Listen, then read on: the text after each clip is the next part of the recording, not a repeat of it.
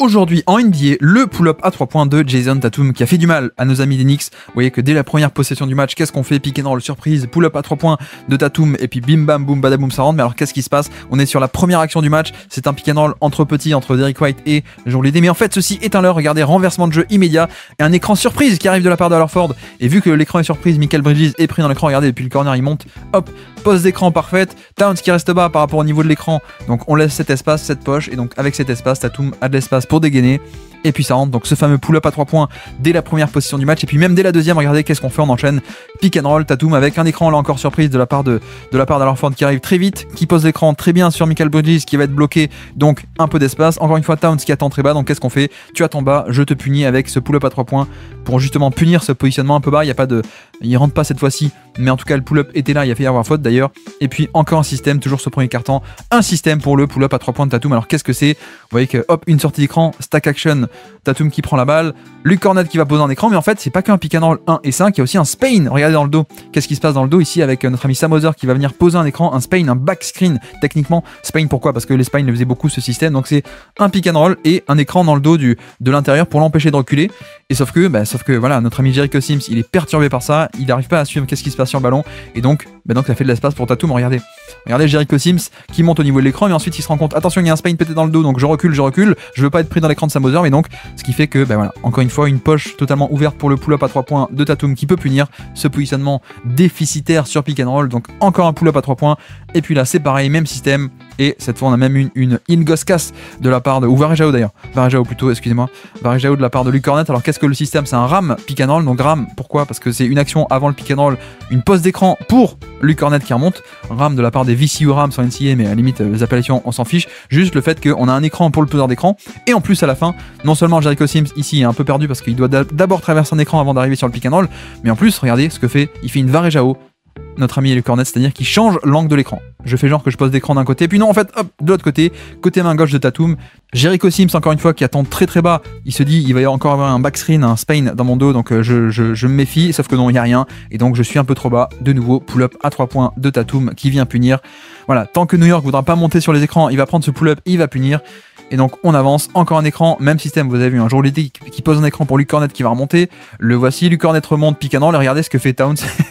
Qu'est-ce que Towns, regardez, je sais pas si vous l'avez vu, à la base Towns qui est sur Kornet, regardez ce qu'il va faire, il a pas envie d'être impliqué sur l'action, il a pas envie d'être impliqué sur pick and roll, il a pas envie d'être puni par le pull-up de Tatum, donc qu'est-ce qu'il fait? Littéralement il pousse notre ami Mikal Bridges, monte, toi va sur l'écran et moi je reste en retrait, je veux pas être impliqué là-dedans, et donc au final ça se termine, il n'y a pas de pull-up cette fois-ci parce que quelqu'un est monté haut, et heureusement Jrue Holiday va venir sauver la possession avec lui-même un pull-up. Voilà, c'est assez marrant de voir ce truc, c'est marrant, mais et au-delà du côté rigolo, c'est aussi le vrai jeu des match-ups qui va devoir se jouer cette saison au Knicks, avec voilà, là c'est rigolo parce qu'il le pousse, donc c'est un peu vidéo gag, mais ça va vraiment être ça un des points clés de la saison des Knicks, c'est à quel point est-ce qu'on peut jouer avec les match-ups et ne pas impliquer Towns sur pick and roll. Donc là c'est ce qu'il fait, il pousse Mikal Bridges, vas-y toi, et donc Mikal il y va, et en effet au niveau de l'écran Mikal il monte plus haut, donc il n'y a pas cet espace pour le pull-up, en effet, donc ça a été neutralisé, et Tatum qui mine de rien arrive à trouver la bonne passe dans le dos de Jrue Holiday qui avait glissé dans le dos de la défense, non défendu.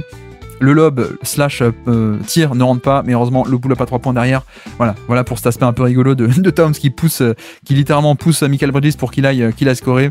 Et puis on avance toujours premier quart-temps, et le pull-up à 3 points de Tatum, le voici. Comme on a peur, et comme il a enchaîné tout le premier quart-temps à faire son pull-up à 3 points, vous avez vu qu'on s'ajuste, et Towns cette fois ne reste pas en retrait par rapport au niveau de l'écran, il monte agressivement parce qu'on veut plus laisser cette poche, d'espace dans laquelle il peut dégainer. Donc là on a clairement à faire un edge, ou en tout cas un show, littéralement il vient se montrer, une défense en show, il vient se montrer au niveau de l'écran, voilà, je barre la route, comme ça, t'as pas d'espace pour dégainer le pull-up à 3 points, sauf que Tatum continue, il va passer à travers l'obstacle, et en tout cas il essaie de contourner l'obstacle pour se remettre en position de tir. McBride va venir aider, ici il fait un stunt, donc il vient boucher l'espace, sauf que du coup, qui c'est qui s'échappe dans son dos? C'est son propre attaquant, l'attaquant de McBride qui vient et qui donc est ouvert à 3 points. Voilà, c'est choisi ton poison avec ses Celtics, mais en même temps, vu à quel point Tatum mettait les pull-up à 3 points, on voit déjà en fin de premier quart-temps l'ajustement des Knicks qui font monter l'intérieur sur pick and roll pour empêcher ce pull-up à 3 points en sortie de l'écran. Et puis donc on avance, encore une action, cette fois c'est Tatum qui a la balle, on appelle Luke Kornet qui pose l'écran, le voici. Cette fois vous avez vu que Jericho Sims monte au niveau de l'écran et donc qu'est-ce que ça fait? Ça fait un espace, un décalage, extra passe et panier. Voilà.